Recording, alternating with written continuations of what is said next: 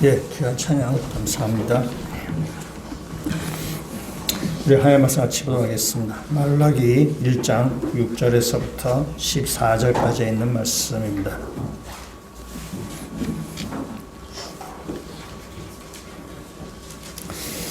제가 6절 말씀부터 읽고 마지막 14절은 우리 한 목소리로 같이 읽도록 하겠습니다. 내 이름을 멸시하는 제사장들아, 나 만군의 여호와가 너희에게 이르기를 아들은 그 아버지를, 종은 그 주인을 공경하나니 내가 아버지일진데 나를 공경함이 어디 있느냐? 내가 주인일진데 나를 두려워함이 어디 있느냐 하나 너희는 이르기를 우리가 어떻게 주의 이름을 멸시하였나이까 하는도다. 너희가 더러운 떡을 나의 제단에 드리고도 말하기를 우리가 어떻게 주를 더럽게 하였나이까 하는도다. 이는 너희가 여호와의 식탁은 경멸히 여길 것이라 말하기 때문이라. 만군의 여호와가 이르노라. 너희가 눈먼 희생 제물을 바치는 것이 어찌 악하지 아니하며 저는 것 병든 것을 드리는 것이 어찌 악하지 아니하냐. 이제 그것을 너희 총독에게 드려보라. 그가 너를 기뻐하겠으며 너를 받아주겠느냐. 만군의 여호와가 이르노라. 너희는 나 하나님께 은혜를 구하면서 우리를 불쌍히 여기소서 하여 보라. 너희가 이같이 행하였으니 내가 너희 중 하나인들 받겠느냐. 만군의 여호와가 이르노라. 너희가 내 제단 위에 헛되이 불사르지 못하게 하기 위하여 너희 중에 성전문을 닫을 자가 있었으면 좋겠도다. 내가 너희를 기뻐하지 아니하며 너희가 손으로 드리는 것을 받지도 아니하리라. 만군의 여호와가 이르노라. 해 뜨는 곳에서부터 해 지는 곳까지 이방 민족 중에서 내 이름이 크게 될 것이라. 각 처에서 내 이름을 위하여 분향하며 깨끗한 제물을 드리리니 이는 내 이름이 이방 민족 중에서 크게 될 것임이니라. 그러나 너희는 말하기를 여호와의 식탁은 더러워졌고 그 위에 있는 과일 곧 먹을 것은 경멸히 여길 것이라 하여 내 이름을 더럽히는도다. 만군의 여호와가 이르노라.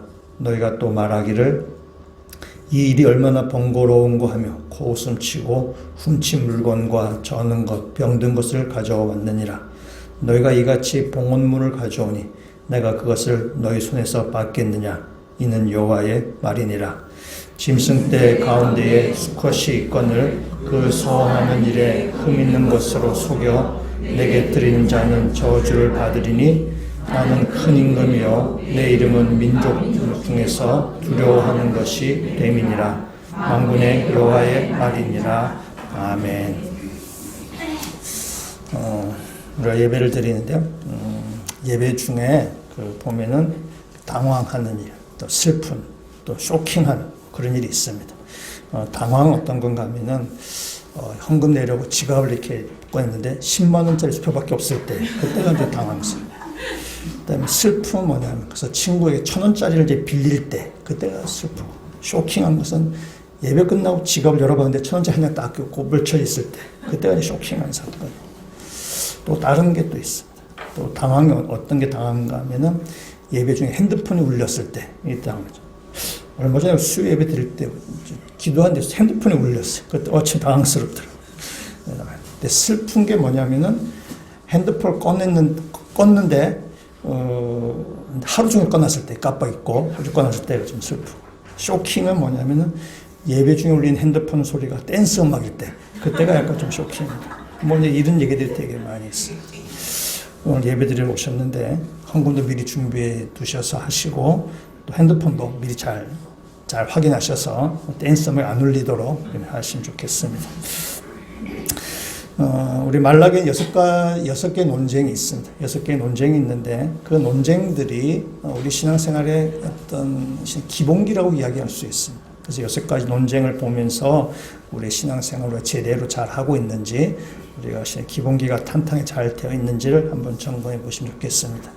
오늘 이 두 번째 논쟁인데 혹시 지난 첫 번째 논쟁이 뭔지 기억이 나시나요? 감사합니다. 예, 사랑입니다. 내가 너희를 사랑한다 할 때 이스라엘 백성이 주님 언제 우리를 사랑하셨나요? 라고 이렇게 뭐죠. 하나님께서 내가 야곱을 택했다. 에서를 택한 것이 아니라 야곱을 택했다. 내가 너희를 택했다. 그 택한 그 자체가 하나님의 사랑이라고 얘기하고 있습니다. 오늘 이 두 번째 논쟁인데요. 6절에 있는 말씀을 한번 같이 한번 읽어보도록 하겠습니다. 내 이름을 멸시하는 제사장들아, 나 만군의 여호와가 너희에게 이르기를 아들은 그 아버지를, 종은 그 주인을 공경하나니 내가 아버지일진데 나를 공경함이 어디 있느냐? 내가 주인일진데 나를 두려움이 어디 있느냐 하나 너희는 이르기를 우리가 어떻게 주의 이름을 멸시하였나이까 하는도다. 아멘. 하나님께서 두 번째 논쟁거리를 얘기하십니다. 뭐냐? 너희들 나를 공경하지 않는다 라고 얘기합니다. 자녀가 부모를 공경하고 다음에 종이 주인을 두려워하는데 너희들 나를 공경하지도 않고 나를 두려워하지도 않는다. 그래서 이렇게 말씀하세요. 이것을 백성들이 거기서 반문합니다. 우리가 어떻게 주의 이름을 멸시했습니까? 우리가 쓰는 말로 바꾸면 이렇게 해야죠. 우리가 언제 주님을 업신여겼습니까? 우리가 언제 주님을 멸시했습니까? 라는 거죠. 거기에 대해서 하나님께서 다시 반박하십니다. 하나님께서 너희들이 나를 업신여기고 멸시했다라는 빼박 증거를 제시하시는데 우리 7절 말씀 같이 한번 하겠습니다. 너희가 더러운 떡을 나의 제단에 드리고도 말하기를 우리가 어떻게 주를 더럽게 하였나이까 하는도다. 이는 너희가 여호와의 식탁은 경멸히 여길 것이라 말하기 때문이라. 아멘. 이스라엘 백성이 더러운 떡을 지금 제단에 드렸습니다. 근데 더 심각한 것은 그 더러운 떡을 드리고 나서도 이스라엘 백성이 무엇이 자기들이 잘못했는지, 무엇이 자기가 죄인지를 그들이 알지 못한다는 사실입니다. 그러니까 하나님을 공경하기는커녕 하나님을 지금 멸시하는 거죠. 하나님께 지금 더러운 떡을 드린다는 것입니다. 이스라엘 백성이 하나님께 제단에 드릴 떡에 두 가지 종류가 있습니다. 하나는 그 성소에 항상 진열되어 있는 우리가 진설병이라는 것입니다. 그래서 성소 안에 12개의 떡을 항상 이렇게 배치해 놓고 있습니다. 그리고 그 앞에는, 떡 앞에는 그 등불이 있어서 그 등불이 이 떡 12개 항상 빛이 되어 있습니다. 이 떡 12개 이스라엘 12지파를 상징하는 것입니다. 그래서 하나님의 빛이 이스라엘 백성을 항상 비추고 있다는 의미를 가지고 있습니다. 그것이 성소에 항상 빛이 되어 있는 진설병입니다. 또 하나의 떡은 뭐냐면 감사제로 이스라엘 감사제로 드릴 때 그 소제 떡이 있습니다. 감사제라는 것은 이스라엘 추수한 다음에 첫 열매를 이렇게 드리게 되죠.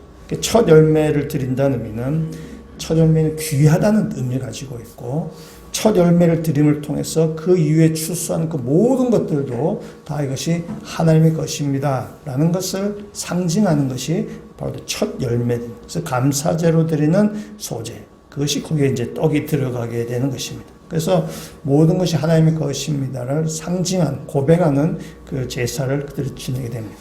그래서 진설병이든지 아니면 감사제의 소제든지 그 의미가 굉장히 중요한 의미를 가지고 있습니다. 그런데 하나님께서는 그 떡을 지금 더러운 떡이다 라고 이렇게 지금 말씀하고 계십니다.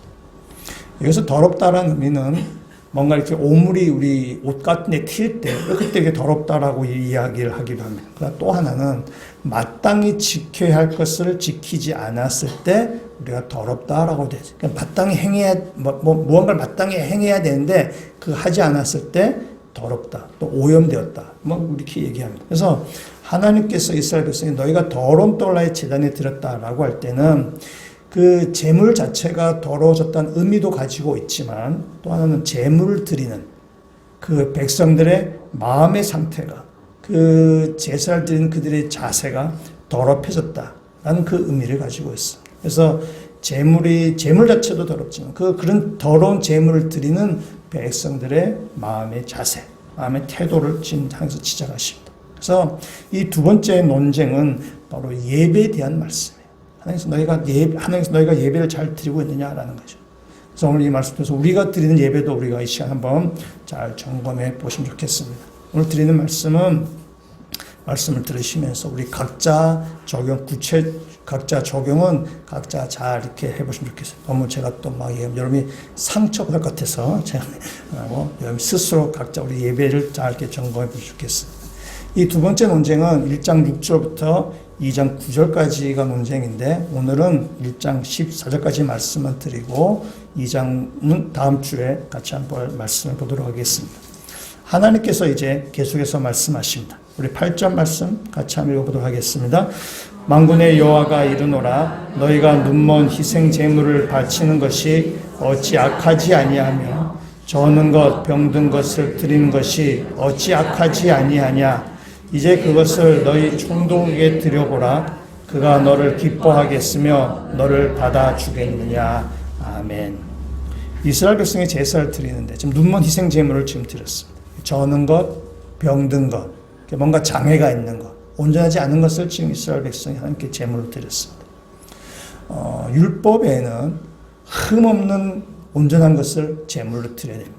그것이 바로 율법에 딱 정해져 있습니다. 그런데 이스라엘 백성이 지금 율법을 어기는 것이죠. 저는 것, 병든 것을 제물로 드린 것입니다. 이거 어떻게 되니 가능할까? 율법에 딱 정해져 있는데 율법을 지금 그들이 어기고 있는 것입니다. 어떻게 되니 가능해질까? 백성들이 이스라엘 백성이 제사를 지내기 위해서 예루살렘 성전에 이제 제물들을 이렇게 이제 가지고 끌고 성전에 오게 됩니다.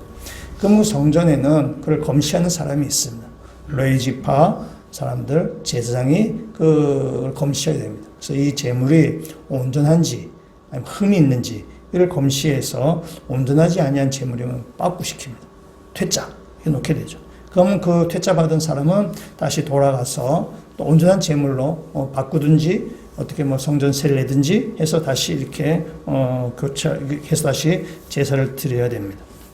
근데 지금 이스라엘이 지금 타락을 한 상황입니다. 그래서 퇴짜를 맞으면은 짐승을 음성을 바꿔야 되는데 그냥 집을 싹 가버리는 것입니다. 퇴짜 맞았다 그래가지고 그냥 가버리는 거죠. 그냥 집으로 돌아가 버리면은 제사장 입장에서 어떤 일이 발생하냐면 수입이 줄어드는 것입니다. 제사장은 이스라엘 백성이 제물로 드리는 것 중에서 일부를 그들의 수입으로 삼고 살아가는 사람들인데 이스라엘 백성이 제사를 드리러 왔다가 아이고 뭐 제물이 흠이 있다 그래서 퇴짜 맞다 그래서 다시 집으로 그냥 에이씨 뭐 더러운 내가 뭐 돌아가 버리면은 제사장의 수입이 줄어들게 됩니다. 그럼 제사장이 어떻게 해요? 제사장이 좀 흠이 있더라도 좀 부족하더라도 그냥 이렇게 제사 드리라는 거죠. 왜냐면 그냥 돌아가면은 제사장 수입이 줄어들기 때문에 좀 흠이 있더라도 그냥 제사를 드려야만 제사장의 수입이 되는 것입니다. 그래서 흠이 있는 것을 하나씩 받아주기 시작했어요. 첫 번째가 어렵지 두 번째, 세 번째는 별로 어렵지 않습니다. 그래서 점점 그들이 타락해서 이제는 흠이 있거나 또는 장애가 있거나 뭔가 다리를 병든 것들도 이제 제물로 지금 드리게 되는 그러한 지금 일이 지금 발생하게 된 것입니다. 오늘 이 말씀을 다시 한번 8절의 말씀을 다시 한번 또 보시면은 이렇게 되죠. 나중에 총독에게 너희가 병든 것과 장애된 것을 너희가 한번 가져가 봐라. 총독이 그걸 받겠느냐라는 거죠. 총독 안 받지 않느냐. 하물며 나한테 갖고 오냐. 하는 이런 말씀이신데 이 말씀을 자세히 한번 생각해 보면 이런 것입니다. 백성들이 총독에게는 살찌고 윤기가 자르르 흐른 짐승을 지금 가져가는 것입니다. 그런데 하나님께는 눈먼 것, 병든 것을 지금 가져오는 것입니다. 총독은 당시 이스라엘은 그 식민지, 나라를 잃어버린 상태에 있습니다. 나라를 잃어버려서 그 바벨론과 페르시아와 그 로마와 이게 다 그 지배 아래 있게 됐습니다. 이 총독은 이스라엘을 다스리는 총독. 그 이방인입니다. 유대인이 아니라. 그래서 그 로마가 뭐 이렇게 임명한 뭐 총독이거나 뭐 페르시아가 임명한 그런 총독입니다. 이방인이지만은 그러나 실권을 가지고 있는 사람입니다. 그래서 유대인들은 이 총독에게 잘 보여야만 한 자리 차지할 수 있고 또 여러 가지 뭐 경제적인 뭐 이득도 얻을 수 있고 그렇습니다. 그러니까 유대인들은 자신들의 운명이 총독에게 달려있다라고 그럼 생각하는 것입니다. 그래서 총독에게 좋은 것, 값진 것, 윤기나는 것을 갖다 바치는 것입니다. 그래야 뭔가 이득이 생기는 것입니다. 자신의 운명이 하나님이 아니라 총독에게 있다고 이스라엘 백성이 생각하는 것입니다. 나의 미래가, 나의 어떤 경제적인 것이 하나님이 아니라 총독에게 있다고 그런 생각하는 것입니다. 만약에 하나님께 있다고 생각했다면 하나님께 좋은 걸 갖다 바쳤을 것입니다. 그러나 하나님이 아니라 총독이 내 인생을 좌우한다고 생각하기 때문에 총독에게 더 좋은 것을 갖다 바치는 것입니다. 우리는 앞일을 아무도 모릅니다. 우리 앞일은 다, 미래는 다 불확실합니다. 불확실하기 때문에 우리는 불안합니다. 불확실한 미래를 살기 때문에 뭔가 아무것도 정해진 것이 없기 때문에 항상 이렇게 불안하고 두렵고 그런 가운데 있습니다. 그래서 여기에 대해서 아무도 답을 줄 수 없기 때문에 이 불안함을 사람이 극복하기 위해서 무언가를 의지하게 됩니다. 무언가를 의지하게 되고 거기에다가 이렇게 마음이 쓰이죠. 제일 많이 의지하는 것이 바로 돈입니다. 미래가 불확실하기 때문에 돈을 제일 많이 의지합니다. 그래서 뭐 투자도 하고 뭐 적금도 넣고 다 보험도 다 그렇게 하는 거죠. 돈이 우리 인생의 불확실성을 좀 이렇게 커버해 줄 수 있다라고 생각하는 것입니다. 돈도 하고 그다음에 우리가 뭐 그래서 우리 건강, 그다음에 권력, 그다음에 우리의 지식, 우리 어떤 또 자식들 이것이 다 나의 미래의 불확실함을 뭔가 이렇게 보장해 줄 거라고 생각합니다. 또 사람들은 종교를 믿기도 하죠. 그다음에 미신을 따라가기도 합니다. 그래서 점을 치거나 뭐 젊은 사람도 타로 점을 치거나 뭐 그렇게 합니다. 왜냐하면 우리가 다 불확실한 미래에 살기 때문에 이 불확실한 미래에 대한 그래서 뭔가 좀 불안하기 때문에 뭔가 좀 보장을 갖고 싶고 뭔가 의지하고 싶은 그런 마음이 있습니다. 내가 의지하는 것, 내가 뭔가 나를 이렇게 보장해 주려고 하는 거기에 대해서 우리는 거기서 경배하게 되고 그걸 의지하게 되고 그걸 섬기게 되는 것입니다. 이스라엘 백성은 총독이 자기들의 불안한 미래를 보장해 준다고 그들은 생각했습니다. 그래서 총독에게 이렇게 재물을 갖다가 바치는 것입니다. 하나님이 아니라 총독이라고 그들은 생각하는 것입니다. 우리도 한번 생각해보죠.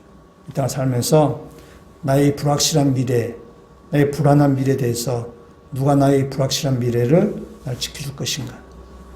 지켜주는 그것에 여러분 마음을 쓰게 돼 있는 것입니다. 여러분이 불확실한 미래를 책임지는 것이 세상의 총독이 아니라 세상의 돈이 아니라 여호와 하나님이시기를 주의 이름으로 축원합니다. 하나님이 우리 삶 가운데 불안하지만 그러니까 두렵기도 하지만 불확실하지만 하나님께서 우리를 지키시고 우리를 인도해 가실 것이라는 사실입니다. 그것이 하나님 앞에 우리가 드려지는 우리의 마음의 자세가 되는 것입니다. 이스라엘 백성은 그렇지 않은 거죠. 이스라엘 백성은 총독이 그들을 지켜준다고 생각하는 것입니다. 그래서 하나님을 소홀히 한 것입니다. 그런데 이스라엘 백성이 제사를 안 드린 것이 아닙니다. 그들은 정한 절기의 제사를 다 잘 지냈습니다. 제사 빼먹지 않았고 제물도 제때제때 잘 드렸습니다. 그러면서 그들은 이렇게 얘기합니다. 우리 9절 말씀 같이 한번 읽어보도록 하겠습니다. 만군의 여호와가 이르노라 너희는 나 하나님께 은혜를 구하면서 우리를 불쌍히 여기소서 하여 보라. 너희가 이같이 행하였으니 내가 너희 중 하나인들 받겠느냐. 아멘. 이스라엘 백성이 제사를 안 드린 것이 아닙니다. 제사를 다 드렸습니다. 드렸습니다. 그러나 더러운 떡을 가지고 하나님께 제사를 드린 것입니다. 그러면서 이스라엘 백성이 얘기하죠. 하나님, 우리에게 은혜를 주십시오. 우리를 불쌍히 여겨주십시오. 라고 간구하고 당황스럽습니다. 기도하고 하나님 앞에 우리 불쌍히 해달라고 지금 기도하는 것입니다. 그런데 하나님께서 그걸 받지 않으시겠다고 말씀하죠. 그러니까 이 이스라엘 백성이 지금 하나님 앞에 드리는 이 제사, 제물, 이것은 지금 예물이 아니라 이렇게 되면 뇌물이 되는 것입니다. 하나님 앞에 정말 이렇게 마음을 잘 담아서 예물을 드려야 되는데 그냥 마음을 담지 아니하고 그냥 더러운 떡을 드리면서 하나님 우리에게 은혜를 주십시오. 하나님 우리를 좀 긍휼히 여겨 주십시오라고 한다면은 이것은 예물이에요. 이것은 뇌물이 되는 것입니다. 여러분 뇌물과 선물의 차이를 아시는지 모르겠어요. 옛날에 선생 김봉두라는 영화가 있었습니다. 여러분 보신 분도 계시고 TV에서 몇 번씩 해주는데 차승원 씨가 영화 선생 김봉두의 주인공 역할을 하셨어요. 이 김봉두 선생은 서울에서 초등학교 교사를 하신 교사가 직업입니다. 근데 이름이 김봉두주네. 이거 그냥 김봉투입니다. 봉투. 그래서 촌지를 굉장히 밝힙니다. 촌지를 굉장히 밝혀서 촌지의 두께에 따라서 아이들을 차별 대우합니다. 그다음에 그렇게 들어온 수입을 가지고는 이렇게 들어온 수입을 갖고는 그 생활은 방탕한 생활을 하게 되죠. 그래서 아주 아주 방탕한 그 생활을 하게 됩니다. 근데 이 촌지를 받은 것이 비리가 밝혀져서 이제 학교를 그만두어야 되는데, 뭐 선배들이 어떻게 해서 학교를 그만두지 말고 아무도 가기를 꺼려하는 저 강원도 산골 폐교 직전에 학교를 이렇게 가게 됩니다.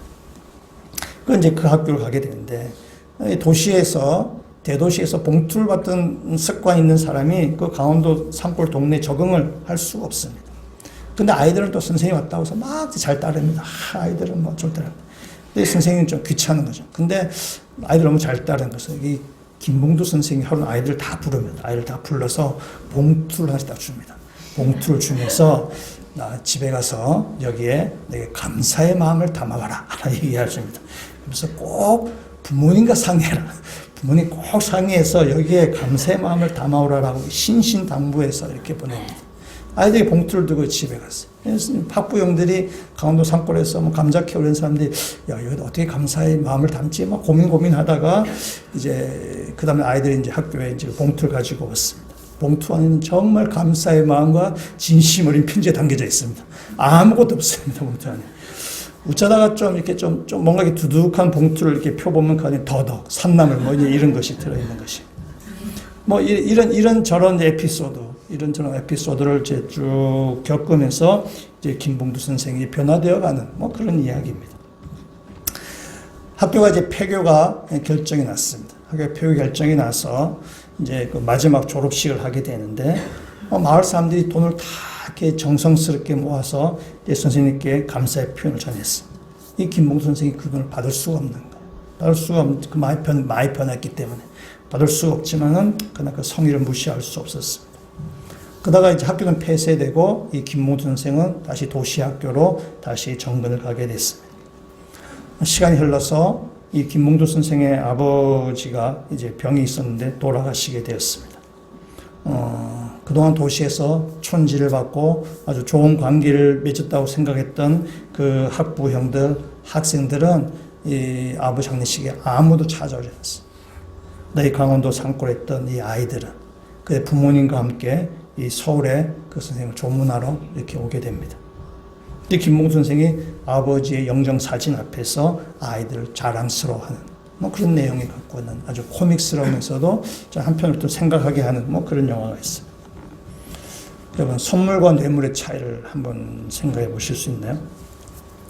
여러분, 선물과 뇌물에는 각각의 메시지를 담고 있습니다. 여러분, 봉투를 딱 받았을 때 이것이 선물인지 뇌물인지 그 봉투를 자세히 보시면 그 메시지가 딱 담겨져 있습니다. 무슨 메시지가 담겨져 있는가 하면은 주는 사람이 그걸 봉투를 받는 사람에게 당신은 누구누구입니다라는 그 메시지가 봉투를 자세히 읽어보시면 그 나오게 돼 있어요. 그럼 당신 누구누구입니다 나와요. 선물이 될 경우 이런 겁니다. 당신은 고마운 사람입니다. 당신은 존귀한 사람이다라는 메시지가 거기에 담겨져 있는 것이고요. 뇌물일 경우에는 당신은 쓰레기입니다. 당신은 돈을 받아야 일하는 쓰레기입니다라는 메시지가 그 안에 담겨져 있습니다. 여러분 세상에서 여러 가지 일들로 인해서 우리가 뭐 지금 많이 떨어졌지만은 뭐 이렇게 뭐 뇌물 한 번씩 뭐 이렇게 주거니 받거니 그럴 일들이 좀 한 번씩 잘 생각하잖아요. 근데 뇌물을 받지 않은 공무원들이 있습니다. 뇌물 받지 않은 사람들이 있습니다. 그 사람들에게 뭔가 이렇게 뇌물을 이렇게 줬을 때 그 사람들이 뭐라 얘기하냐. 화를 내죠. 나를 뭘로 보고 이렇게 해요. 이것이 나를 멸시하는 일이다 라고 하죠. 화를 내는 것이. 그 사람은 돈을 받고 일하는 사람이 아닌 것입니다. 이스라엘 백성이 지금 예물을 드립니다. 예물을 드리고 예배를 드립니다. 근데 이것이 선물일 수도 있고 뇌물일 수도 있습니다. 선물이라고 생각하게 되면 이렇게 되는 거죠. 그 예물 안에는, 그 예배 안에는 이런 메시지가 담긴 것입니다. 하나님 고맙습니다. 하나님 감사합니다. 라는 그 메시지가 담겨 있는 것이고요. 뇌물일 경우에는 죄송하지만은 하나님 당신은 돈을 받아 일하는 쓰레기입니다. 라는 그 메시지가 거기에 담겨져 있는 것입니다. 여러분, 선물이나 뇌물은 주는 사람도 그렇지만은, 받는 사람도 그렇지만은 주는 사람도 같은 수준입니다. 쓰레기가 쓰레기에게 뇌물을 주는 것입니다. 같은 수준인 것입니다. 자신이 쓰레기이기 때문에 받는 사람도 쓰레기라고 생각하고 뇌물을 주는 것입니다. 우리가 드리는 이 예배가 이것이 만약에 뇌물이라 친다면, 여러분이 드리는, 이 하나님께 드리는 예물이 뇌물을 친다면 여러분 하나님을 쓰레기로 취급하는 것이고 여러분도 역시 쓰레기 같은 사람이 된다는 것입니다. 우리는 하나님께 뇌물을 드리는 사람이 아니라 하나님께 예물을 드리는 사람이에요. 앞에 우리 참된 마음으로 예배를 드리는 사람입니다. 우리가 예배를 드릴 때 우리가 형식적으로 드리면서, 예배를 빠지지 않지만 예배를 형식적으로 드리면서 우리 하나님 앞에 우리를 은혜를 내려주십시오, 우리를 불쌍히 주십시오 하는 그런 뇌물인 거죠. 하나님은 이런 어떤 더러운 떡을 받고도 나에게 은혜를 주시는 사람, 뇌물을 받고도 일하는 사람이다라고 하나님은 그런 쓰레기로 지금 취급하는 것입니다. 성경적인 용어로 얘기하면 하나님의 이름을 망령되이 일컫는 것입니다. 우리가 드린 예배, 우리가 드린 예물, 이것은 결코 뇌물에서 안 돼요. 하나님께 드리는 예물이에요. 하나님의 감사의 마음으로 우리의 마음을 담아서 드리는 것이 바로 우리가 드리는 예배고, 이것이 우리가 예물이 되어야 된다는 사실입니다. 이스라엘 백성들이 지금 타락을 했어요. 타락했는데 이스라엘 제사장만 타락한 것이 아니라 이스라엘 백성도 타락하고 이스라엘 총체적으로 지금 다 이렇게 타락한 것입니다. 1차적인 책임은 제사장에게 있습니다. 지도자들에게 있습니다. 그럼 어쩔 수 없는 상황이에요. 그래서 이 말라기가 말씀도 계속 오늘 본문에도 제사장에 대해서 계속 언급하죠. 제사장 1차적인 책임이 있습니다. 지도자가 타락하니까 백성들도 타락하는 것입니다. 그렇다면 백성에게는 책임이 없는가? 그렇지 않습니다. 백성도 책임을 피할 수가 없습니다. 제사장이 우리를 잘못 가르쳐서 우리가 이렇게 된 것입니다. 우리는 잘못이 없습니다. 라고 이야기할 수 없습니다. 우리가 사회적으로 아주 큰 무리를 일으키는 아주 큰 이렇게 범죄를 저지른 그런 사람들이 있습니다. 그 사람들을 이제 한 번씩 보면은 그 사람 기사를 보면은 그 사람이 어릴 때 자는 환경이 굉장히 참 어렵습니다. 이렇게 결성 과정에서 자라고, 그가 큰 동네는 굉장히 어두운 동네고 친구들도 다 이렇게 나쁜 친구들이고 그렇습니다. 그래서 이 사람이 이렇게 죄를 지을 수밖에 없는 그런 성장 환경이 있다라고 이렇게 뉴스를 보면은 다 나름대로 다 이유가 있어 보입니다. 우리가 그걸 보면서 안타까운 생각은 듭니다.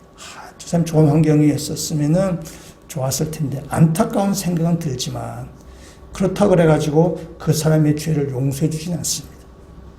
안타까울 뿐이죠. 그 환경 가운데서 자신을 잘 지켜나가야 되는데 그 환경에 벗어나지 못해서 죄 가운데 있는 것에 대해서 그 죄를 용서해 주지는 않습니다. 이스라엘 백성들이 타락한 것이 제사장 일체의 책임이 있지만, 그렇다고 백성들이 그거에 대해서 너희는 괜찮다라고 성경 그렇게 말하지 않습니다. 이스라엘이 총체적으로 타락한 것입니다. 예배에 실패한 것입니다. 예배에 실패했을 때 이스라엘은 타락한 것입니다. 때문에 예배는 우리의 신앙생활의 일종의 바로미터로 얘기할 수 있어요. 시금석으로 얘기할 수 있습니다. 이건 예배에 실패한 사람 인생에 성공할 수가 없습니다. 예배에 승리한 사람만 인생을 성공할 수 있는 것입니다. 때문에 우리가 예배에 목숨 거는 것입니다. 예배에 우리가 성공해야만 우리 인생에 복을 누리는 것이고, 예배에 성공해야만 우리의 인생에 승리할 수 있다는 사실입니다. 여러분이 드리는 예배에 대해서 가볍게 생각하지 아니하시고 이 예배에 대해서 목숨을 거는 마음으로 예배를 귀하게 여기실 수 있는, 그래서 예배를 통하여서, 예배의 승리함을 통하여서 한 해 풍성한 복을 누리실 수 있는 믿음의 성도 되시기를 주의 이름으로 축원합니다. 하나님께서 이 이스라엘 백성의 타락, 예배에 실패한 이스라엘 백성에서 하나님께서 탄식을 하시는데요. 하나님의 탄식이 정말 마음이 아픕니다. 우리 10절 말씀을 같이 한번 읽어보도록 하겠습니다. 만군의 여호와가 이르노라, 너희가 내 제단 위에 헛되이 불사르지 못하게 하기 위하여 너희 중에 성전 문을 닫을 자가 있었으면 좋겠도다. 내가 너희를 기뻐하지 아니하며 너희가 손으로 드리는 것을 받지도 아니하리라. 아멘. 하나님께서 뭐라 말씀하시나요? 성전 문을 닫았으면 좋겠다라고 말씀하세요. 오죽에서 하나님께서 이렇게 말씀하셨겠어요? 여러분, 성전 문을 닫으면 어떻게 됩니까? 성전 문을 닫으면은 제사가 사라지게 되는 거예요. 제사를 드리지 못하게 되면은 하나님의 관계가 끊어지게 되는 것입니다. 하나님의 관계가 끊어지면 하나님부터 흘러내려온 그 모든 좋은 것들이 다 끊어지게 되는 것입니다. 전쟁을 치르는데 군인이 적진 깊숙이 침투해야 됩니다. 근데 이 아군에서부터 그 군인들에게 보급품이 전달돼야 됩니다.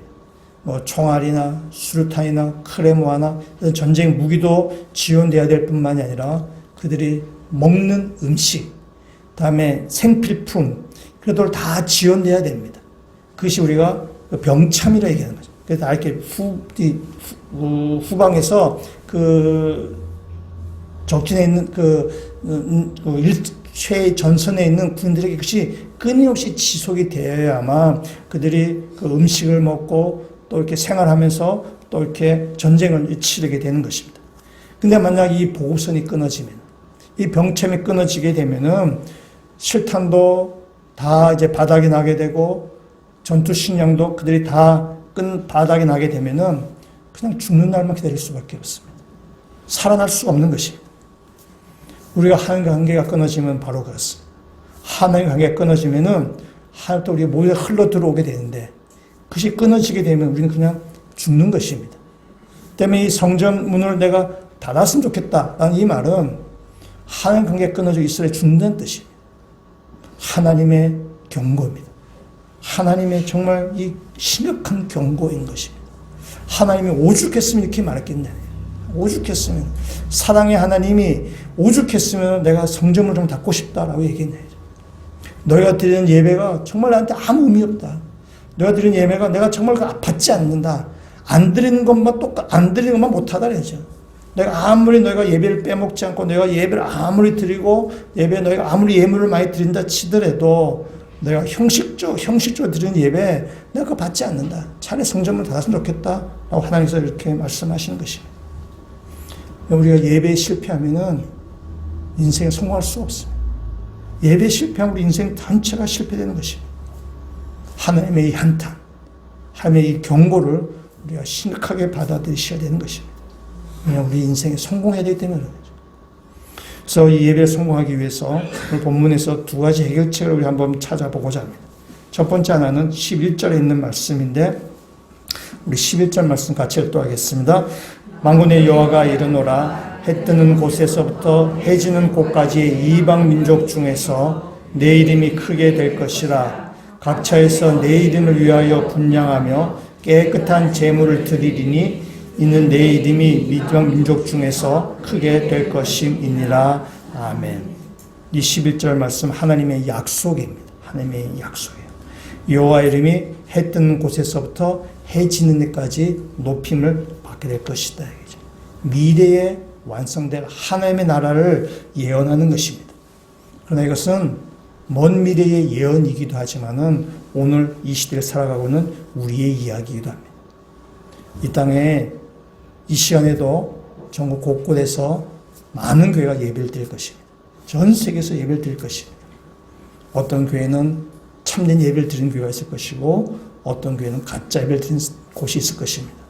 어떤 사람은 참된 예배를 드리는 사람이 있을 것이고 어떤 사람은 형식적인 예배를 드리는 사람도 있을 것입니다. 그럼 오늘 이 말씀에는 가짜 예배, 형식적인 예배는 사라지게 될 것이고 참된 예배, 진짜 예배가 회복될 것을 지금 말씀하시는 것입니다. 우리 예배가 진실된 예배, 신령과 진정 드리는 그 예배가 될 때에 하나님 받으신 예배가 될 때에 우리 가운데 회복이 일어날 것입니다. 그것이 하나님께서 약속하신 것입니다. 하나님 우리 가운데 너희가 해 뜨는 데부터 해진 데까지 여호와의 이름을 높이는 그것이 있을 것이다 라고 말씀하셔요. 참된 예배를 드리는 곳에 하나님이 함께 하시겠다고 지금 약속하신 것입니다. 오늘 이 11절에 있는 말씀은 10절 말씀과 대꾸해서 읽으셔도 좋은데요. 10절의 말씀에 이렇게 얘기했죠. 너희 중에 하나님은 성전문을 닫고 싶다라고 그렇게 말씀하셨어요. 너희는 유대인들을 말하는 것입니다. 그 성전은 예루살렘 성전을 말하는 것입니다. 11절은 이렇게 얘기하죠. 해 뜨는 곳에서부터 해 지는 곳까지 이방 민족 중에서 내 이름이 크게 될 것이다. 이렇게 말씀하시는 것입니다. 그래서 지금까지는 예루살렘 성전에서 유대인들이 예배를 드렸지만 앞으로는 모든 곳에서 해 뜨는 데부터 해 지는 데까지 모든 곳에서 이방인들이 주의 이름을 찬양할 것이다. 주의 이름을 찬양하는 이방인들이 있을 것이다. 이것은 예수 그리스도로 인해서 세계 모든 곳에 교회가 세워졌음을 이야기하는 것입니다. 예수 그리스도가 오시고 나서 이제 성전이 회파되고 이제 세계 곳곳으로 교회가 세워져서 그 교회 안에서 하나님을 찬양하는 소리가 드러나며 모든 세계 민족들, 족속들이 주의 이름을 높이는 그것을 지금 이야기하는 것입니다. 유대인만이 아니라 세계 모든 민족이, 이방 민족들이 주님을 찬양하게 되는 것입니다. 그것이 하나님께서 우리가 하신 약속입니다.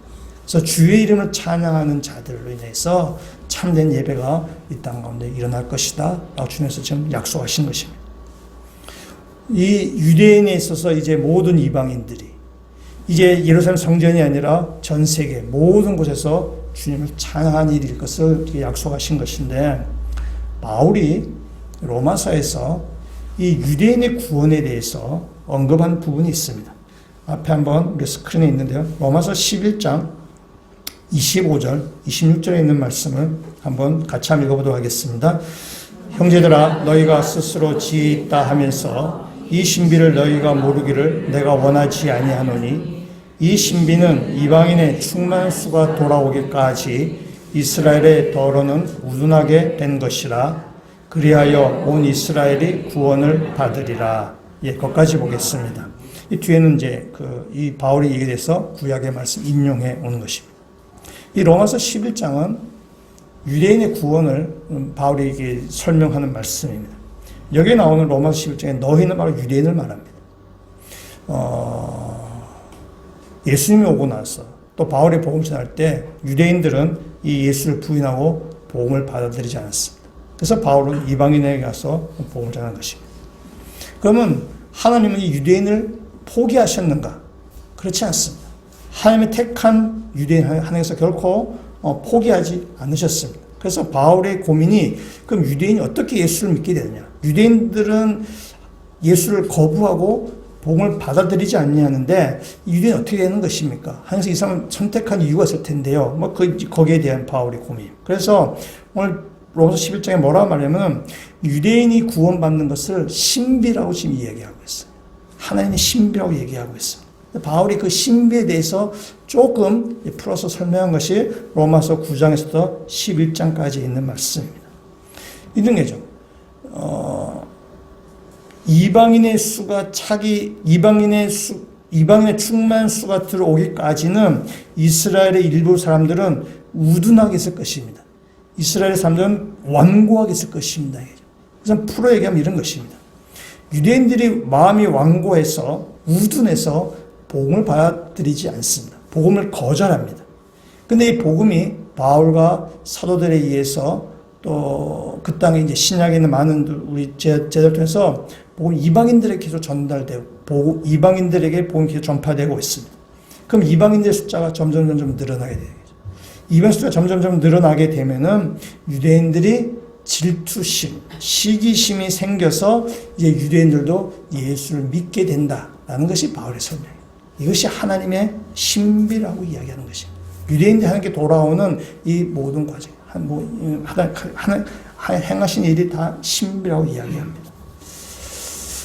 제가 오랫동안 예수를 믿고 목사를 하면서 이 말씀이 진리라는 사실을 저는 깨닫게 되었습니다. 우리 영적으로 뺀질이들이 있습니다. 영적 뺀질. 여기 가정에 한 명씩 다 있으시죠? 뺀질들이 있습니다. 제가 잘합니다. 왜냐하면 제가 뺀질이 출신 때였습니다.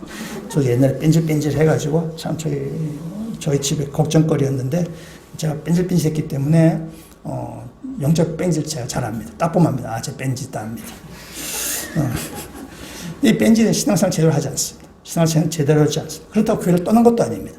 교회 언제든 있습니다. 교회 언제든 있지만은 교회 열심히 하지 않습니다. 그래서 이렇게 아무리 권면해도 이렇게 잘 듣지 않습니다. 또 잘 바뀌지도 않습니다. 신앙생활 열심히 하자 그래도 이게 잘 변화되지 않습니다. 우리 뺀질이들에게 에너지를 좀 많이 투자합니다. 왜냐하면 나와 다 관계된 사람이고 내 주변에 있는 사람이기 때문에 에너지를 많이 씁니다. 근데 잘 바뀌지 않습니다. 하나 뺀질 해가지고 이게 잘 바뀌지 않습니다. 근데 이거 뺀질이들이 바뀌는 비결이 있습니다. 이 뺀질이들이 그들이 신앙생활을 잘 할 수 있는 비결이 있습니다. 그거는 교회가 부흥할 때입니다. 교회가 부흥할 때 그들의 마음이 열리게 됩니다. 교회가 비실비실할 때는 아무런 변화가 일어나지 않습니다. 그러나 교회가 생명력이 있고 불신자들이 전도되어 들어오고 예배가 살아있고 예배에 생명이 있다는 걸 느낄 때에 이 뺀질이들에게도 변화가 일어나는 것입니다. 이건 진짜 신비로운 일입니다. 하나님 놀라운 그 일입니다. 그래서 욥의 가정에 있는 한두 명의 그 뺀질이들, 또 우리 주변에 아시는 그 뺀질이들이 예수 믿고 변화되기를 원하신다면요, 예배에 목숨 걸으셔야 됩니다. 불신자들에게 전도하셔야 됩니다.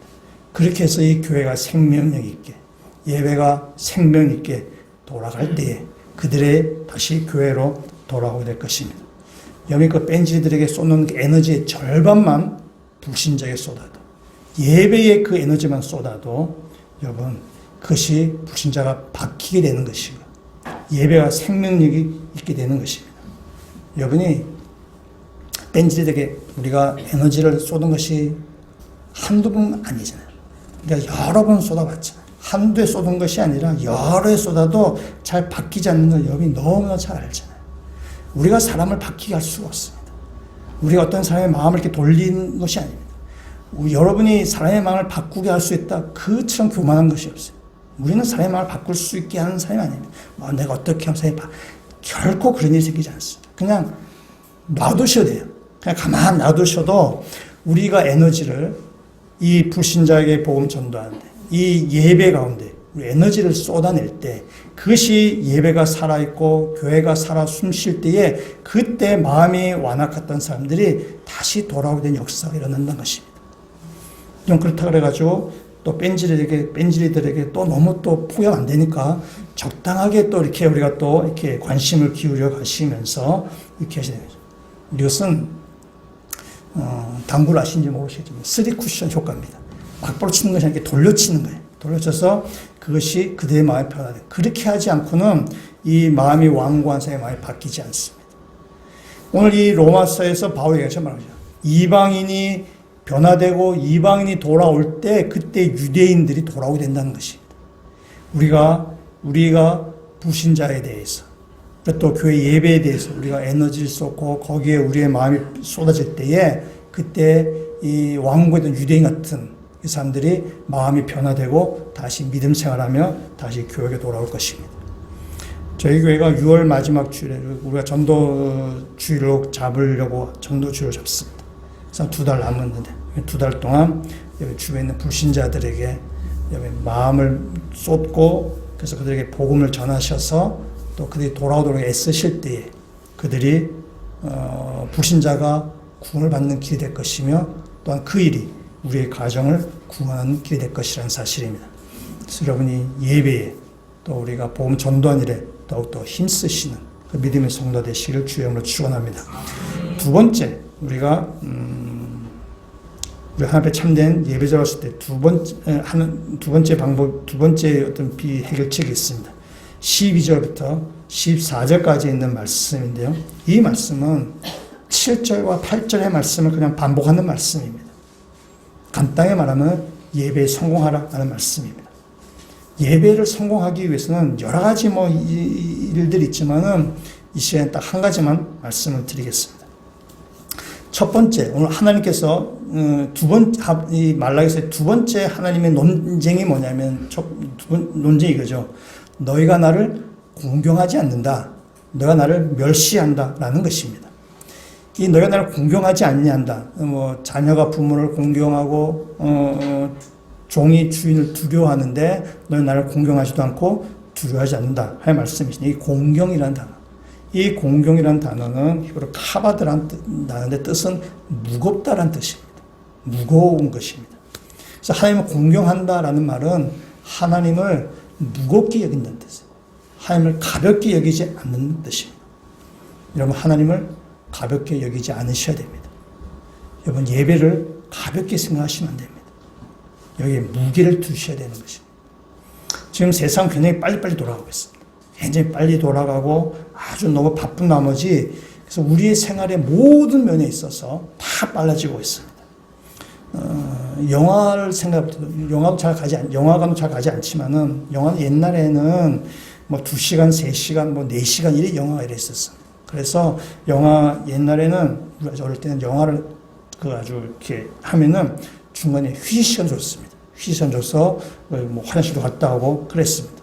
근데 요즘은 영화도 2시간을 잘 넘어가지 않습니다.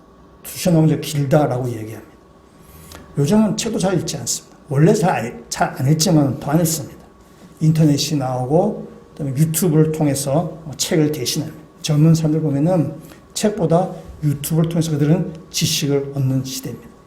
물론 책보다 유튜브가 편리한 점이 있습니다. 눈으로 보여주기 때문에 편리한 점이 있지만은 책 읽는 시간보다 유튜브를 보는 시간이 훨씬 짧기 때문에 사람은 그것을 더 많이 선호하게 됩니다. 요즘은 더 짧아졌습니다. 보면 뭐 쇼츠, 뭐 틱톡 이래가지고 더 짧아졌습니다. 뉴스도 우리가 옛날에는 신문을 보거나 주간지를 보거나 월간지를 통해서 이렇게 읽는 걸 통해서 질 정보했지만은 지금 인터넷으로 다 이렇게 정보를 얻습니다. 세상이 되게 빨라졌습니다. 세상이 되게 빨라졌고 뭐든지 굉장히 아주 이렇게 짧아지기 시작했습니다. 이 시대의 흐름에 우리가 따라갈 수밖에 없는 거죠. 원튼 원치 않든 간에 모든 것이 다 빨라졌습니다. 이 시대가 빨라져 가는 가운데 우리 예배도 소홀히 할 수 있다는 것입니다. 예배도 소홀히 할 수 있는 것입니다. 그래서 우리 예배도 막 후다닥 빨리 뭐 때려치우고 뭐 가고 싶은 마음이 우리한테 들 때도 있습니다. 팬데믹이 있고 나서는 예배가 비대면이 되는 것이 우리가 진짜 한 번이 어렵지 두세 번은 좀 쉽기 때문에 이제는 집에서 편한 복장으로 이렇게 비대면으로 예배를 드리기도 합니다. 예배를 너무나 가볍게, 예배를 너무나 쉽게 생각하는 것이 그 경향이 우리 안에 좀 스물스물 이렇게 들어와 있습니다. 시대가 그렇게 흘러가다 보니까 우리가 드린 예배도 너무나 가볍게 생각하는 경향이 있습니다. 여러분, 예배를 가볍게 여기지 마십시오. 하나님을 가볍게 여기지 마십시오. 예배는 우리의 신앙의, 우리의 삶의 바로미터입니다. 시금석입니다. 여러분, 예배에 실패한 자가 인생을 승리할 수가 없습니다.